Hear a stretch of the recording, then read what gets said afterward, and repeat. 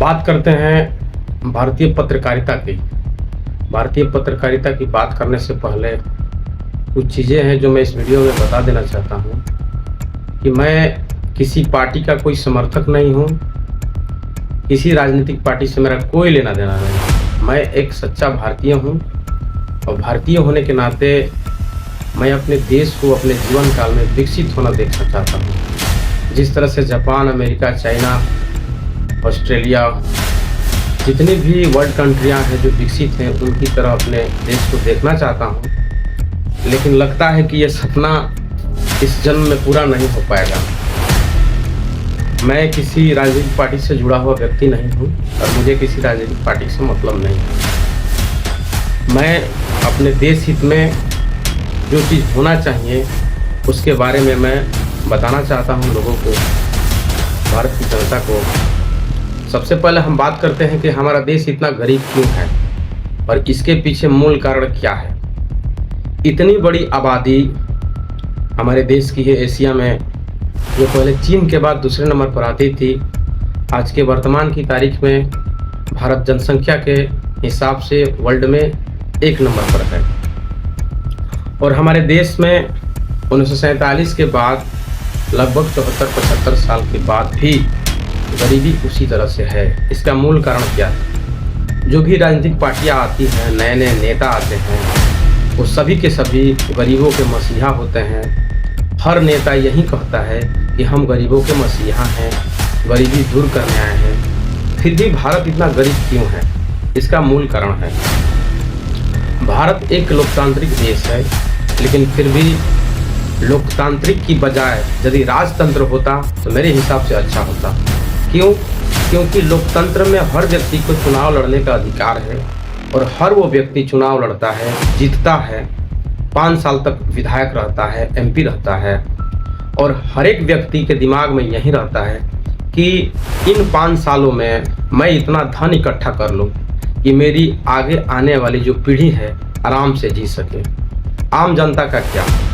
भारत में जो member of parliament है, एमपी हैं, राज्यों से कुल 524 सदस्य चुनकर आते हैं।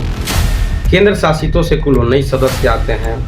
कुल मिलाकर 543 सदस्य जो एमपी बनते हैं भारत के। और राज्यसभा से कुल 225 सदस्य जो राज्यों से आते हैं और 8 सदस्य जो केंद्र शासितों से आते हैं। कुल मिलाकर 233 सदस्य जो राज्यसभा में होते हैं।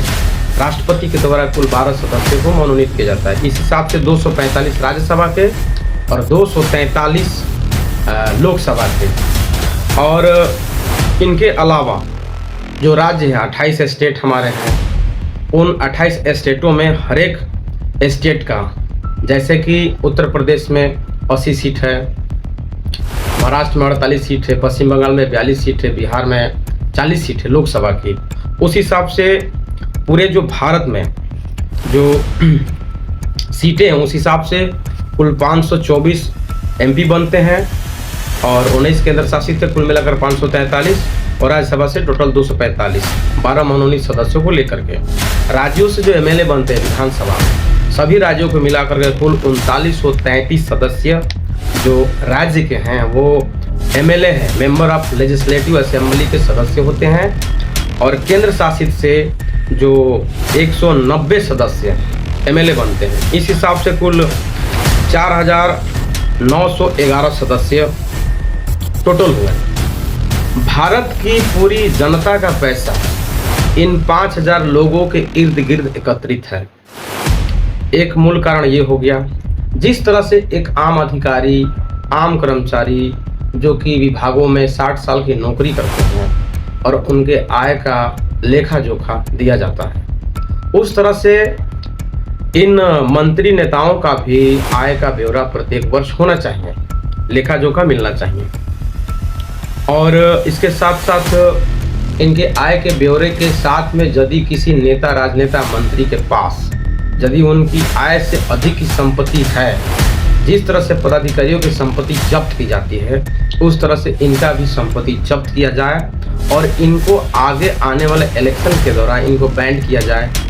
इनको नॉमिनेट न करने दिया जाए। मतलब इसका है कि राजनीति में इनको आने के रास्ते को ब्लॉक कर दिया जाए ताकि ये लूट ना सके। ये चीज़ें आम जनता तक पहुंचाने के लिए भारतीय जो पत्रकार लॉबी है, भारत की पत्रकारिता है, उसको दिखाना चाहिए। लेकिन टीवी चैनलों पर आजकल लोग टीवी चैनलों की बजाय जो न्यूज़ चैनल है टीवी की, उसकी बजाय लोग यूट्यूब को देखना पसंद करते हैं। यूट्यूबर्स के मिलियन में व्यूअर होते हैं और न्यूज़ चैनलों को लोग देखते हैं।